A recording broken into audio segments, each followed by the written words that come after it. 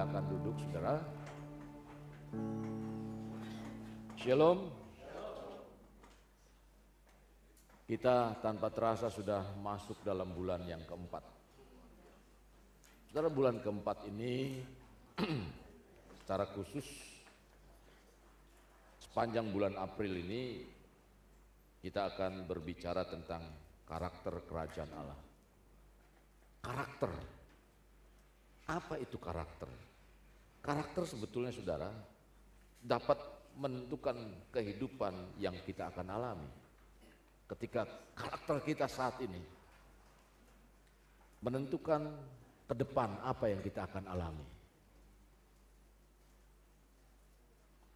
Kenapa? Memang sikap kita dalam menghadapi permasalahan, kita berperilaku atau kita memiliki sikap yang berbeda-beda, tergantung karakternya. Sikap dapat menentukan keputusan dan tindakan, dan itu tergantung karakter dari seseorang. Tadi saya sudah katakan bahwa karakter adalah menentukan kita di akan datang, bagaimana kita di akan datang. Dan karakter itu, saudara-saudara yang kasih dalam Tuhan, perilaku yang memiliki sikap yang berbeda-beda, memang kita memiliki itu. Dan sikap dapat menentukan keputusan dan tindakan tergantung dari karakter kita. Nah, saudara, karakter dalam diri seseorang dapat terbentuk dari sikap. Bagaimana kita, sikap kita dalam menghadapi permasalahan itu. Dan sikap itu terbentuk dari kebiasaan-kebiasaan dari sehari-hari. Contoh, ketika kita tersinggung, kalau biasanya tersinggung kita marah-marah, ya marah-marah, setiap hari itu kalau tersinggung marah-marah, itu lama-lama menjadi sikap. Sikap terus dipelihara, sikap yang seperti itu menjadi karakter, karakternya jadi pemarah. Nah, karakter sekali lagi itu dimulai dari kebiasaan, lahirnya sampai akhirnya terjadi sikap, dan sikap itu terbentuk karakter. Karakter ini dapat mempengaruhi bagaimana seseorang bertindak dalam berbagai situasi. Karakter adalah satu sekumpulan atau kumpulan sikap atau ciri-ciri yang membentuk kepribadian. Dan ini mencakup sikap, nilai-nilai, atau saudara juga kebiasaan, perilaku dari seseorang yang ditunjukkan dalam kehidupan sehari-hari. Nah, hari ini sampai bulan depan, akhir bulan maksud saya, di bulan April ini kita akan berbicara tentang karakter Allah. Itulah sebabnya karakter penting sekali, saudara.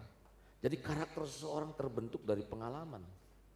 Nah, saya ingin mengajak saudara tentang Allah yang luar biasa di dalam kerajaan Allah itu. Mengajak saudara untuk mempunyai pengalaman, pengetahuan bagaimana kita dibentuk oleh Allah ketika Dia menebus kita. Jadi karakter ini menentukan bagaimana seseorang itu bereaksi terhadap situasi, berinteraksi ketika menghadapi tantangan hidup itu. Apa yang dia akan lakukan? Sebagai warga kerajaan Allah, tentunya saya berharap dan kita semua ingin hidup di dalam tindakan-tindakan seperti apa yang Allah katakan dalam kebenaran firman-Nya. Jadi karakter inilah yang hendak kita pahami dan terapkan sebagai warga kerajaan Allah dalam sepanjang bulan ini. Maka saudara, saya ingin berbicara tentang kasih sebagai landasan utama dalam kerajaan Allah. Karakter ini, karakter kasih. Jadi kasih sebagai landasan utama dalam kerajaan Allah. Karakternya, kasih. Penting bagi kita.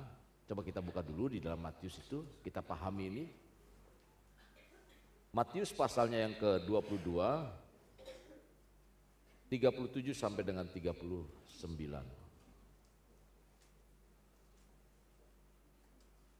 Jawab Yesus kepadanya, kasihlah Tuhan Allahmu dengan segenap hatimu, dengan segenap jiwamu, dengan segenap akal budimu.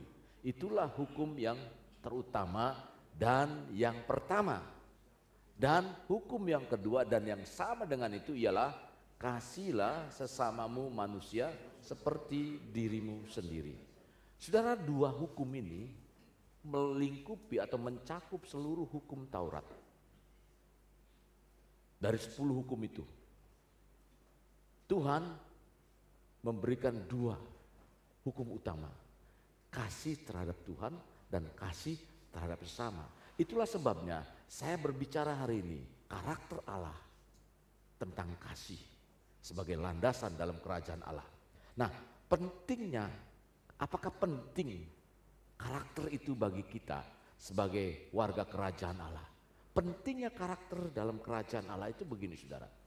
Karakter mempengaruhi, tadi sudah dikatakan, karakter mempengaruhi seseorang bertindak dalam berbagai situasi. Situasi apa? Situasi saudara dalam keadaan senang, situasi saudara dalam keadaan kepepet, situasi saudara dalam keadaan apapun, karakter menentukan itu. Kalau kita hidup di dalam Tuhan, apapun situasinya, kalau kita berada di dalam kerajaan Allah, saudara tahu nanti karakter apa saja yang akan kita bahas sepanjang bulan ini. Tentunya enggak semua mencakup itu, tapi ada beberapa bagian penting yang harus kita terapkan sebagai warga kerajaan Allah agar karakter Allah, kita sebagai warga kerajaan Allah ada dan menghidupi itu dalam kehidupan kita. Nah, orang dengan karakter yang baik cenderung membuat keputusan yang bijaksana dan adil. Sekalipun dalam situasi sesulit apapun, dia akan berada dalam keputusan yang bijak dan adil.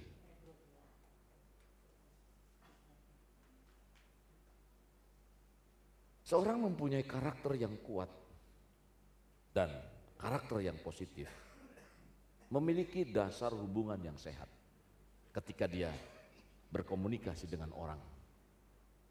Selalu orang yang mempunyai karakter yang kuat, ya, orang yang mempunyai karakter yang positif dan kuat, dia akan memiliki hubungan yang sehat.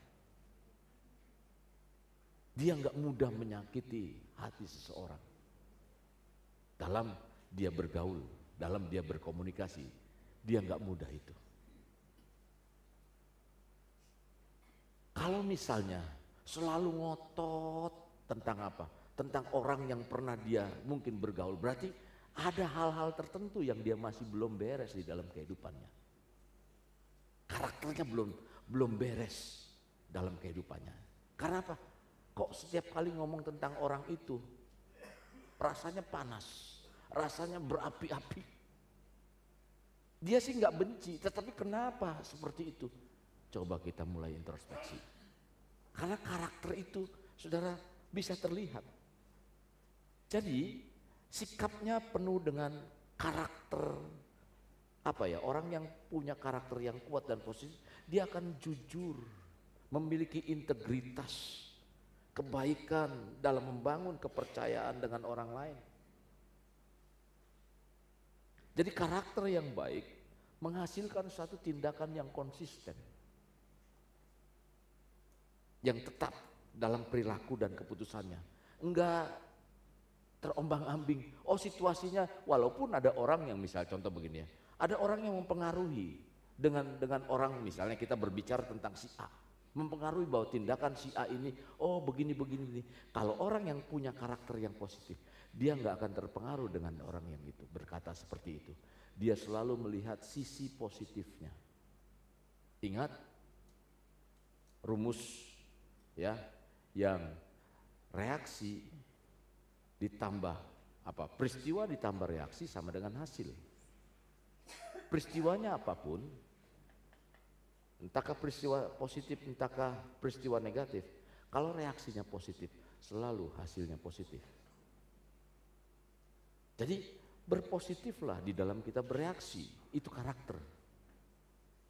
Nah, saudara-saudara yang kekasih, jadi perilakunya konsisten dalam perilaku dan memberikan keputusan. ia membuat seseorang itu akhirnya apa? Dapat dipercaya, dapat diandalkan dalam kehidupan pribadi maupun secara profesional. Jadi karakter, saudara, karakter seseorang seringkali mempengaruhi orang-orang di sekitar. Sifat-sifat positif dalam karakter dapat menular, dapat menciptakan lingkungan sosial yang lebih baik. Contoh, kalau orang selalu picik, maka saudara akan terpengaruh dengan cerita orang itu. Pergaulan yang buruk merusak kebiasaan yang baik. Jadi kalau kita bergaul dengan orang-orang yang sering kali mengeluh dalam kehidupannya, kalau saudara nggak punya filter, ya, maka saudara akan terpengaruh. Dengan apa? Selalu mengeluh, iya. Nah, jadi mari coba kita memiliki karakter yang positif. Penting bagi kita, pentingnya karakter bagi orang percaya.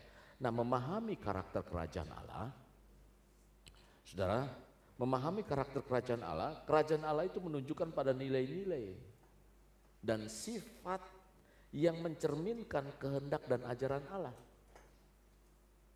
Jadi kalau kita berbicara tentang karakter, berarti karakter itu menginginkan terciptanya, saudara, kita memiliki nilai dalam kehidupan kita sebagai anak Allah, sebagai warga kerajaan Allah, punya nilai, punya sifat. Dan itu merupakan ajaran yang digambarkan kalau saudara baca dalam Alkitab, itu semua mengarah kepada karakter Allah. Jadi sifat ini berbeda dari karakter dunia, saudara, karena lebih menekankan pada nilai-nilai spiritual dan etika ilahi. Kalau karakter Allah itu selalu berhubungannya dengan hal-hal yang berohani. Jadi beberapa ciri utama dalam karakter kerajaan Allah, misalnya seperti, saudara, secara keseluruhan itu karakter kerajaan Allah itu tentang mencerminkan sifat-sifat Allah seperti kasih, kebenaran, kekudusan, keadilan, pengampunan, iman, pengharapan. Dalam kehidupan kita itu diajarkan itu. Bagaimana kasih kita, sifat kita itu, kasih kita sebagai karakter itu. Kita diajar untuk itu. Nanti kenapa hari ini kita mempelajari tentang karakter kasih. Kasih sebagai landasan utama dalam kerajaan Allah. Nah, saudara, jadi ini menuntut perubahan hati dalam kehidupan kita. Bukan pengetahuan saja. Menuntut perubahan hati, perubahan pikiran dalam kehidupan kita. Sehingga kita bisa hidup seperti Kristus dan membawa dampak. Saudara rindu untuk membawa dampak dalam kehidupan saudara? Paling tidak dampak untuk pribadi saudara berubah. Saya dulu bagaimana sebelum kenal Tuhan, dan sekarang saya bagaimana. Orang akan melihat loh, saudara. Dulu perkataan saudara kasar, sekarang perkataan saudara halus misalnya begitu. Itu dampak perubahan. Dulu saudara nggak peduli dengan orang, sekarang peduli dengan orang. Saking pedulinya keluarga nggak dipedulikan. Nah, itu juga salah.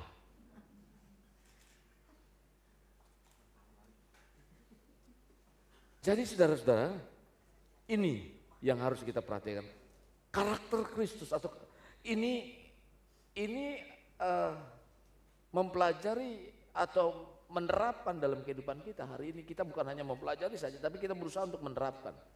Dan salah satu nilai yang sangat penting bagi kehidupan kita, kita bukan hanya tahu, tapi kita juga menerapkan. Jadi kasih inilah yang merupakan salah satu pokok ajaran yang sangat mendalam dan fundamental dalam kehidupan orang percaya. Bukan hanya satu perasaan atau tindakan semata, saudara. Kalau kita cuman, ya saya mengasihi, bukan soal perasaan, bukan soal tindakan kita. Saya berterima kasih kepada saudara-saudara yang sudah berpartisipasi ketika ada orang yang mungkin orang yang bersama-sama dengan kita mengalami sesuatu, saudara membuat tindakan kasih dalam kehidupan saudara. Itu salah satu wujud dari ikut serta. Dan itu karakter dari kerajaan Allah. Bukan hanya sekedar perasaan tadi, bukan hanya sekedar perasaan, bukan hanya sekedar emosi, melainkan merupakan landasan utama Sekali lagi, landasan utama dalam kerajaan Allah untuk membangun kerajaannya di muka bumi ini. Nah, sebagai umat, kita dipanggil untuk hidup dalam kasih. Konsep ini bukan hanya tentang perasaan, melainkan sebuah komitmen. Komitmen yang aktif bagi kita untuk hidup dalam kebenaran. Sehingga ini menjadi satu terpola, karena inti dari kerajaan Allah, kasih adalah inti hubungan kita dengan Tuhan. Sekali lagi saya katakan, kasih itu adalah inti. Inti itu berarti saripatinya, sesuatu yang penting. Inti dari hubungan kita dengan Tuhan dan sesama. Kasih itu merupakan karakter yang sejati dari kerajaan Allah. Itulah sebabnya saya katakan sebagai landasan utama. Kasih sebagai landasan utama. Mengapa kasih itu begitu penting? Mengapa kasih itu begitu penting? Kasih sifat utama dari Tuhan. Kasih begitu penting karena kasih adalah sifat utama dari Tuhan yang menggambarkan hubungan pribadi Allah dengan umatnya.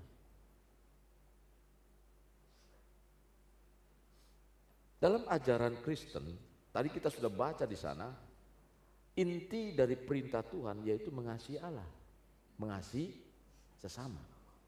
Itu inti. Dan itu merupakan landasan. Jadi kalau saudara, landasan itu berarti pondasi utamanya itu. Pondasi utamanya. Kasih tidak hanya bersifat, tadi sudah dikatakan, tidak hanya bersifat emosional, tapi tindakan nyata yang mengutamakan kepentingan orang. Contoh,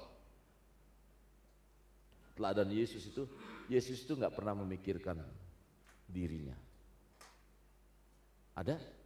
Dia nggak makan, dia melayani itu begitu. Bukan berarti saudara dalam tanda kutip ya. Ini bukan berarti kalau begitu saya ikut. Sudah, yang penting saya nggak usah pikirin tentang diri saya. Bukan seperti itu. Yang dimaksud dengan dia tidak mementingkan, dia tidak mengutamakan dirinya. Mengutamakan dirinya apa? Kalau ada apa-apa selalu hubungannya dengan diri. Oh, nanti gini. Tidak, saudara. Dia selalu, apakah ini kehendak Bapa atau bukan? Nah, ketika kita ada di dalam itu, kita mengutamakan Tuhan dalam kehidupan kita. Saya berlaku seperti ini, apakah ini menyenangkan Tuhan atau menyenangkan diri pribadi saya? Maka saudara-saudara yang kasih dalam Tuhan, kasih dalam kerajaan Allah sangat penting karena mempengaruhi cara hidup kita, cara berinteraksi, dan cara kita membangun komunitas. Penting itu. Contoh, kalau kasih saudara hanya untuk diri saudara, selalu setiap berhubungan dengan orang lain, kepentingannya apa?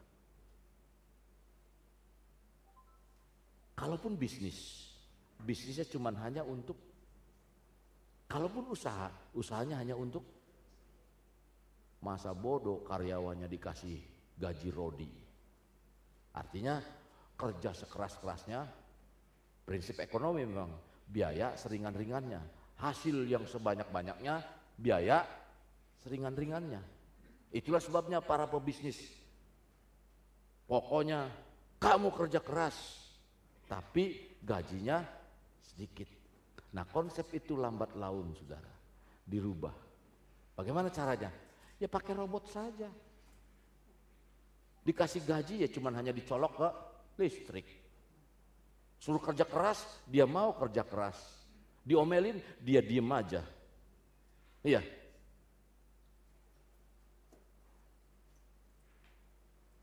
Nah, kalau ada pribadi diterapkan di dalam pribadi, berarti ada yang salah. Karakternya ada yang salah. Gaji lembur segala macam. Gajinya cuman hanya 3 juta. Saya suruh tanggung jawabnya 3 miliar. Gaji 3 juta, tanggung jawab 3 miliar. Coba saudara, prinsip ekonomi Pak Pendeta, betul. Anggap aja kita kuda. Kita punya usaha kuda. Kalau kuda itu diminta kerja keras, narik kerja keras, lalu kuda itu kasih makannya pas-pasan, kira-kira kudanya sehat terus atau sakit? Sakit. Yang lebih bahaya pikiran yang sakit. Kalau kuda sakitnya cuma hanya tenaga, kalau sakit pikiran sudah repot, bisa-bisa bosnya diancam. Kalau kuda bisa punya sakit pikiran, dia lagi begini dielus-elus mau narik kerja, ditendang, pak, begitu sama kuda. Karena kuda kan enggak cuman hanya tenaga doang. Coba kalau pikirannya ada. Jadi saudara, dengan cara kita mengasihi satu sama lain, dunia bisa melihat kita. Dunia rasanya damai. Kasih itu ada sepanjang pampangan. Kasih itu indah dan damai. Cuman hanya slogan dunia. Tapi biarlah itu enggak menjadi slogan bagi kita sebagai anak-anak Tuhan. Kasih juga mendorong kita untuk saling memahami. Kasih juga mendorong untuk menyelesaikan konflik dengan cara penuh empati. Serta memberikan pengampunan. Jadi hal ini membawa dampak positif dalam kehidupan baik sosial, membawa dampak positif bagi kehidupan ekonomi, membawa dampak positif bagi politik, dan menciptakan dunia mencerminkan nilai-nilai kerajaan Allah. Tentunya dimulai dari kehidupan kita sebagai anak-anak Tuhan. Nah, mengapa ajaran kasih sebagai budaya dalam kerajaan Allah? Mengapa, saudara? Karena ketika kita berbicara kasih, kasih itu sebagai identitas Allah. Kasih itu identitas Allah. Alkitab dengan jelas mengatakan bahwa Allah adalah kasih. Kalau saudara buka di dalam 1 Yohanes pasalnya yang keempat ayat 8. Sudah ketemu saudara?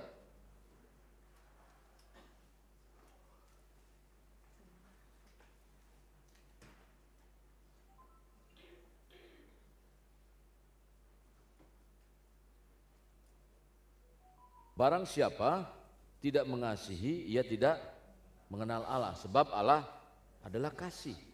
Jadi kasih adalah sifat utama Allah. Tidak hanya memiliki kasih, Allah tidak hanya memiliki kasih, tetapi Allah adalah kasih. Saya memiliki uang, tapi suatu saat uang saya habis. Betul?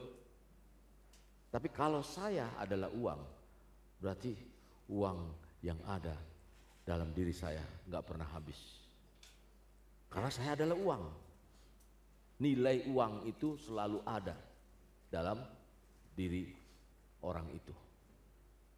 Nah, kalau adalah kasih, Allah adalah kasih, berarti kasih Allah itu tidak terbatas dan Dia selalu ada dalam kasih.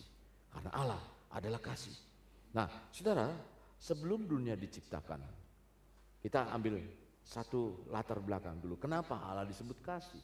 Sebelum dunia diciptakan, kasih itu sudah ada dalam hubungan Tritunggal. Allah Bapa, Allah Anak, Allah Roh Kudus. Di mana? Ketika Dia ingin menciptakan kita sebagai manusia. Jadi berarti, saudara, kalau Allah itu ada sebelum dunia diciptakan, itu berarti seluruh keberadaannya dipenuhi dengan kasih. Seluruh keberadaannya dipenuhi dengan satu kasih dan semua tindakannya selalu didasarkan pada kasih. Kalau Allah itu kasih, jadi selalu tindakannya adalah kasih. Kalaupun Dia mendisiplin saudara, mendisiplin kita, Dia mendisiplin dengan kasih. Bukan mendisiplin dengan kebencian, bukan mendisiplin karena kita melanggar, bukan saja itu. Tapi Dia mendisiplin agar kita hidup di dalam kasih-Nya Tuhan. Contoh, saudara mengalami proses dalam kehidupan saudara.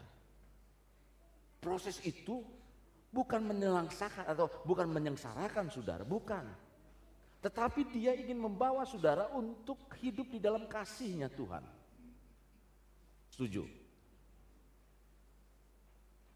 Jangan salah tentang pemaparan ini. Oh Tuhan begitu kejam sampai sekarang aku belum mendapat jawaban doa. Tidak. Kenapa Tuhan begitu kejam? Kok begini? Bukan Tuhan kejam. Tuhan ingin menunjukkan kasih-Nya kepada kita. Engkau yang mengalami itu, ingat kasih Tuhan. Saudara-saudara yang kasih. Jadi, saudara, Allah menciptakan manusia. Coba, karena kasih-Nya menurut apa? Gambar dan rupanya. Itu kasih. Selalu kaitannya dengan kasih. Kasih-Nya ketika Dia menciptakan manusia, ditempatkan di mana? Taman Eden. Semuanya sudah tersedia? Iya. Itu kasih. Kalau dia jatuh di dalam dosa, kok buktinya kalau Tuhan itu kasih, kenapa dia diusir dari Taman Eden? Itu kasih, diusir itu saudara. Agar apa? Ketika di Taman Eden itu ada dua apa? Pohon. Pohon satu tentang pengetahuan baik dan jahat, satu tentang hidup kekal. Jadi kenapa Tuhan pindahkan manusia dari Taman Eden? Agar manusia tidak memakan pohon kehidupan. Karena ketika dia makan dalam pohon kehidupan, dia jatuh di dalam dosa yang kekal, yang tidak bisa diampuni.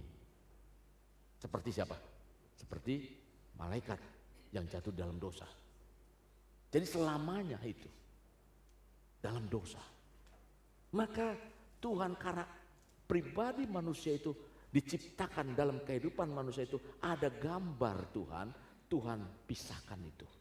Engkau jangan makan pohon yang ini. Kalau engkau makan, maka dosa kekal dalam kehidupanmu. Itu kasih Tuhan. Kalau saudara baca lagi tentang kitab jatuhnya dosa Kain. Kain dosanya apa? Bunuh siapa? Habil. Ada enggak ditandain Kain itu? Aku akan balas kematian Habel. Coba saudara baca di sana. Tidak ada. Tuhan cuma hanya memberikan apa? Memberikan, mengingatkan dia. Itu kasih.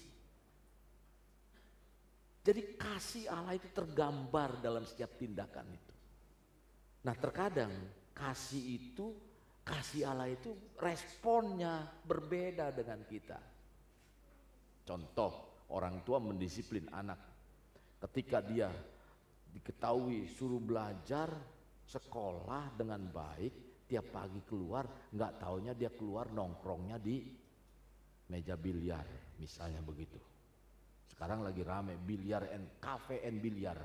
Jadi main biliar, capek sedikit, minum kopi, wah. Nanti lama-lama saya dulu sekolah, juga pulang sekolah main biliar. Lama-lama saudara, yang tadinya hobi cuman hanya itu, nanti lama-lama bejudi, lama-lama apa yang ada sudah mulai ditarik dari rumah. Oke, ini bukti kasih. Ketika orang tua, jangan begini-begini, kamu sekolah yang baik, itu dianggapnya apa? Membatasi keinginan anak muda.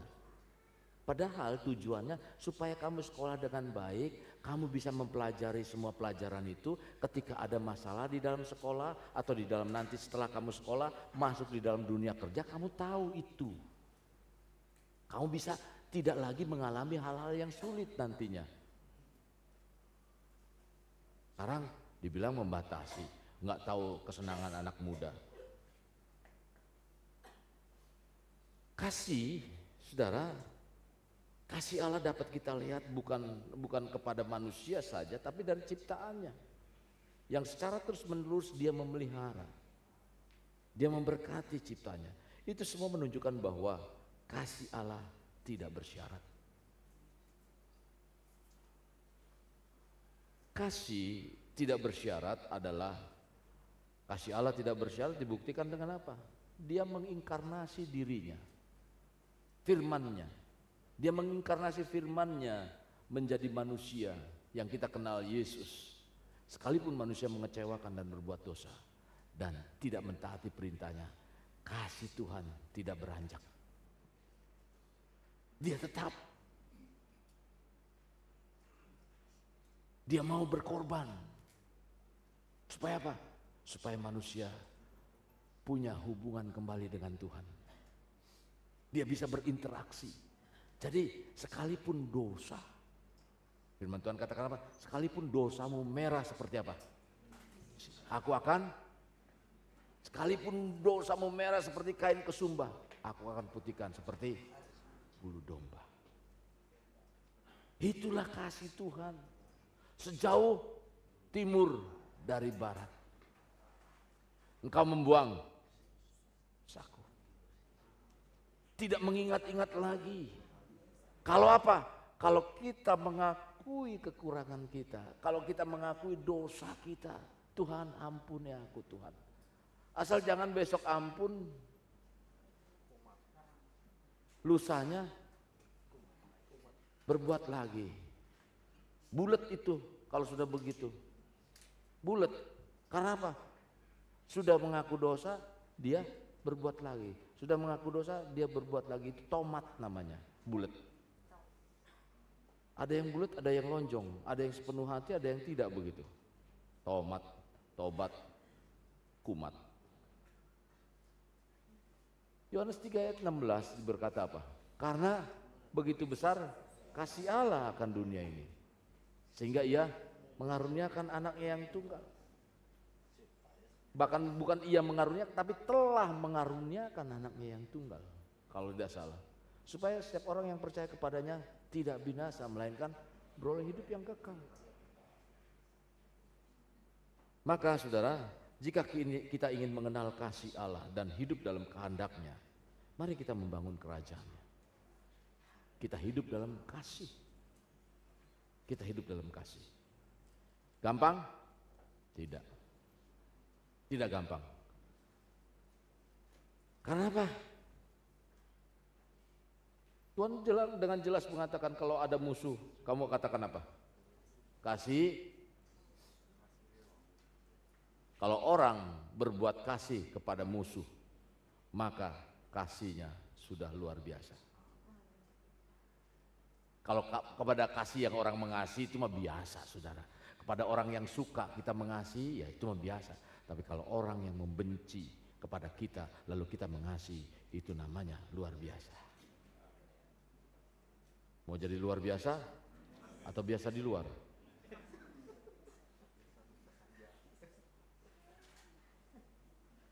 Jadi Tuhan Yesus memerintahkan kasih kepada kita sebagai perintah utama.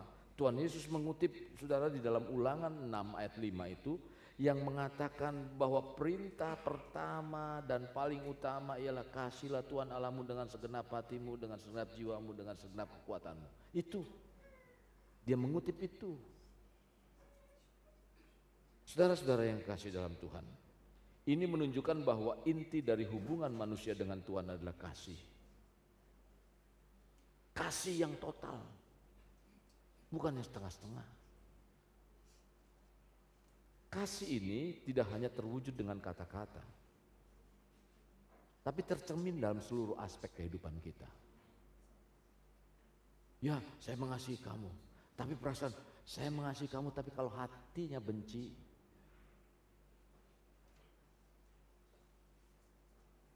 Saya mengasihi kamu karena cuma hanya pengetahuan firman, bukan itu. Kasih harus dengan apa? Dengan seluruh aspek hidup kita, perasaan, keinginan, dan pikiran kita. Suami, istri. Kalau suami mengasihi istri karena dia suka masakin masakan buat saudara, itu kasihnya sebatas masakan.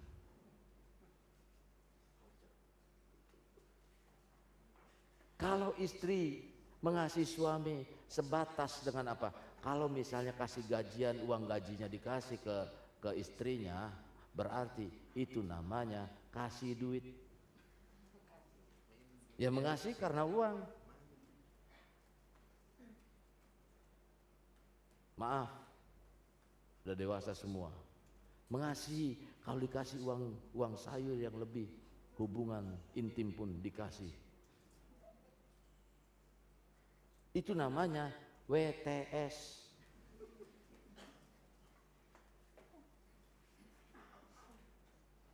Ada nggak? Nggak ada barangkali yang mau cerita seperti itu. Bukan soal ada apa enggaknya, tapi dia gak bakalan ada itu yang mau cerita begitu.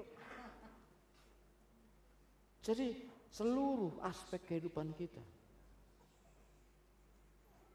Hari ini ceria karena dikasih uang belanja. Besok uang belanja kurang, gak ceria. Itu namanya kasihnya gak tulus.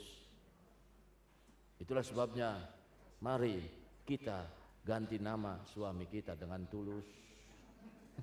Namanya supaya tulus terus. Jadi kasih kepada Tuhan menjadi landasan dan segala aspek dalam kehidupan orang percaya. Karena apa? Karena kasih identitas pribadi Allah itu sendiri. Nah, kalau kita sebagai anak Allah, lalu kita tidak menunjukkan tentang identitas Allah dalam kehidupan kita, kita bukan anak Allah. Kita bukan anak Tuhan, tinggal dibalik saja, kita anak, hurufnya sama. Ya, anak apa? Hantu. Tuhan, hantu. Kalau kita nggak memiliki pribadi itu, identitas itu, dibalik saja. Tuhan, Tuhan, kalau kecepatan Tuhan, Tuhan, Tuhan, Tuhan, Tuhan, tuh. Kasih adalah perintah Yesus sebagai dasar hukum. Tadi identitas Allah, sekarang kasih adalah sebagai dasar hukum. Kasih kepada Allah dan kasih kepada sesama adalah dua hal yang tak terpisahkan. Dua hal yang tak terpisahkan sebagaimana kita tadi sebutkan di dalam Matius tadi, saudara. Yesus menyatakan bahwa hukum yang terbesar adalah kasih. Dia berkata, kasihlah Tuhan Allahmu dengan segenap hatimu, segenap jiwamu, dan segenap akal budimu. Hukum yang pertama dan yang kedua dan seterusnya itu. Jadi Yesus menunjukkan bahwa kerajaan Allah bukan sekedar tentang aturan, bukan tentang sekedar peraturan, tetapi tentang hidup yang penuh kasih. Hidup yang penuh kasih.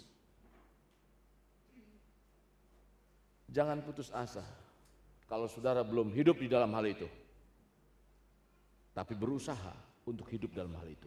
Artinya kalaupun belum bisa, saudara terus mau berusaha, terus mau berusaha. Karena apa?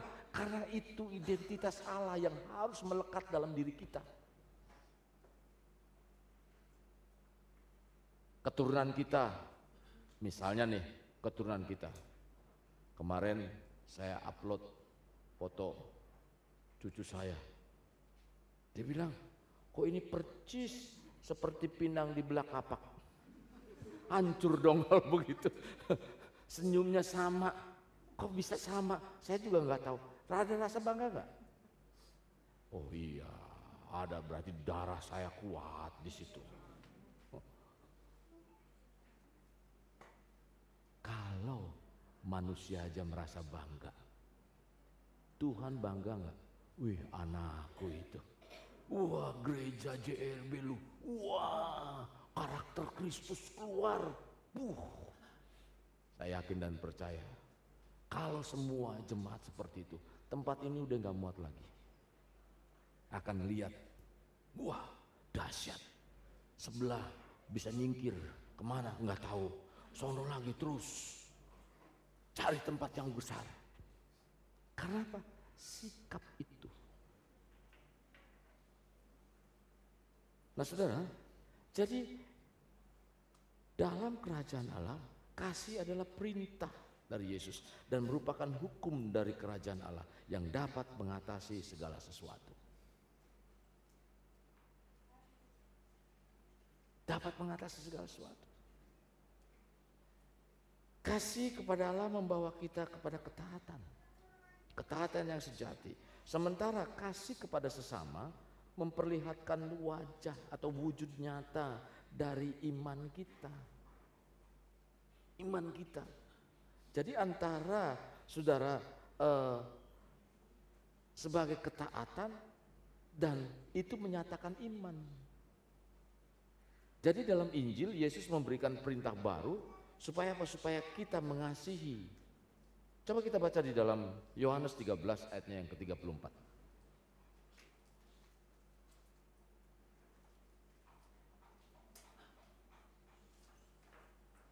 Sudah ketemu? Aku memberikan apa? Perintah baru kepadamu. Kenapa Yesus sebutkan perintah baru? Karena yang lama itu kalau orang berbuat jahat, kamu harus apa? Mata ganti mata, gigi ganti gigi. Iyalah, kalau gigi ganti pisang lembek.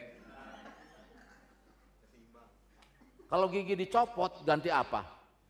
Kalau bisa diganti besi. Robot itu namanya. Jadi maksudnya jangan balas kejahatan dengan kejahatan. Tapi Yesus mengatakan perintah baru, itu perintah baru. Apa perintahnya? Saudara, perintahnya adalah yaitu supaya kamu saling mengasihi seperti aku telah mengasihi kamu. Demikian pula kamu harus saling mengasihi. Jadi ajaran ini menuntut kita untuk tidak membedakan, melampaui batas-batas perbedaan. Mengutamakan kepentingan serta kesejahteraan orang lain. Jadi kasih sejati harus muncul dalam tindakan nyata. Maka budaya kerajaan Allah menuntut agar kita menjadi kasih itu menjadi dasar hukum dalam setiap aspek kehidupan kita. Baik dalam keluarga, baik dalam komunitas, maupun pelayanan bahkan sosial sekalipun. Kita harus berbuat kasih tulus dari dalam. Kalaupun kita ingin melakukan kayak seperti kemarin, anak-anak muda bagi-bagi takgir. Oh, kalau takgir kan pitak di pinggir ya. Oh, takjil. Berbagi takjil, saudara. Nah itu kan harus dari perasaan, bukan soal sosial ya. Ini dari mana? Dari kasih kita. Kalau ngebaginya kepada siapa? Kepada orang tetangga yang itu namanya kasih yang terselip. Supaya apa? Supaya tetangga juga berbaik sama kita. Kan kasih itu yang tulus itu kepada orang-orang yang tidak bisa membalas. Jadi kalau kita memberi, jangan harapkan balasan. Itu kasih. Kalau dia gak ngucapin terima kasih, saudara gak kasih. Itu namanya bukan kasih. Harapan itu. Jadi berilah kepada orang yang tidak mampu memberi balasan.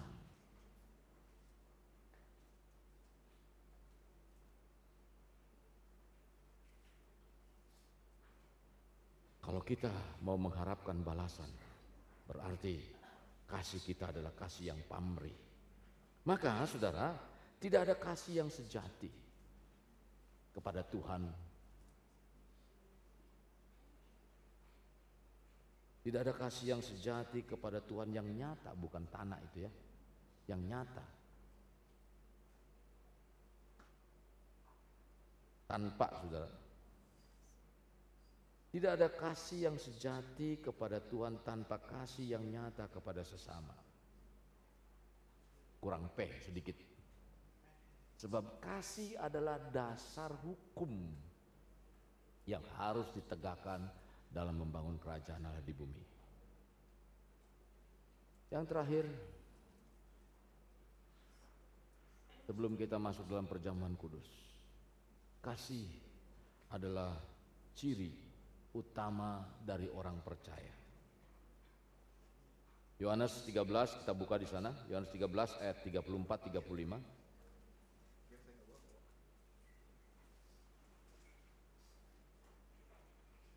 Ini perintah baru lagi. Yesus katakan, aku memberi perintah baru kepadamu supaya apa? Kamu saling mengasihi sama seperti aku telah mengasihi kamu, demikian juga kamu saling mengasihi. Dengan demikian semua orang akan tahu bahwa kamu adalah murid-muridku jikalau kamu saling mengasihi. Jadi saudara, kasih merupakan tanda bahwa kita adalah warga kerajaan Allah. Dan dunia akan mengenal kita sebagai murid-murid Kristus bukan hanya kekayaan. Jadi, orang Kristen terang aja, orang Kristen bisa bangun gereja sendiri, kaya-kaya. Orang Kristen mah nggak pernah minta minta duitnya bangun gereja di jalan-jalan. Bukan itu yang dikenal. Orang Kristen mah dia nggak nggak minta karena sering dia rela memberi itu untuk bangun gerejanya dengan sendiri segala macam, nggak minta sama orang lain. Itu namanya guyup. Nah ini mah dikenal orang Kristen kenalnya kaya-kaya begitu. Enggak lah, ada orang Kristen juga yang enggak. Maka dari itu saudara, kita dikenal bukan karena kekuasaan, bukan karena kekayaan, bukan karena kemampuan kita, tapi karena kasih kita yang kita tunjukkan. Setuju? Besok gimana? Tergantung. Jangan tergantung. Lakukan saudara. Jadi dunia yang seringkali penuh dengan kebencian, dunia yang seringkali penuh dengan persaingan, dunia yang seringkali penuh dengan ketidakpedulian. Mari kita belajar. Kasih menjadi pembeda yang nyata bagi kita sebagai orang percaya. Setuju? Katakan amin. Menghidupi ajaran Kristus tentang kasih, jadi menerapkan dalam kehidupan kita sehari-hari. Dan hal ini membuat memberi bantuan mungkin kepada yang membutuhkan, kepada yang mengampuni kesalahan orang lain ketika kita orang lain punya salah kepada kita. Ya, kita harus mengampuni itu, bukan memaafkan. Seperti siapa? Seperti orang Samaria. Yesus telah menunjukkan itu, kasih kepada siapa? Orang Samaria. Kenapa sih kok ceritanya orang Samaria? Orang Samaria itu musuh dengan orang Yahudi. Karena apa? Karena kawin percampuran. Dan itu melanggar hukum Tuhan. Dan saudara-saudara, karena musuh nggak mau ditolong. Sekalipun dia mati atau menderita sakit sampai mati pun nggak boleh. Istilahnya pegang saja itu haram, bersentuh tangan haram hukumnya. Tapi Yesus katakan, cerita orang Samaria, dia rawat dari sampai sembuh, nginap di rumah sakit sampai sembuh, kasih makan.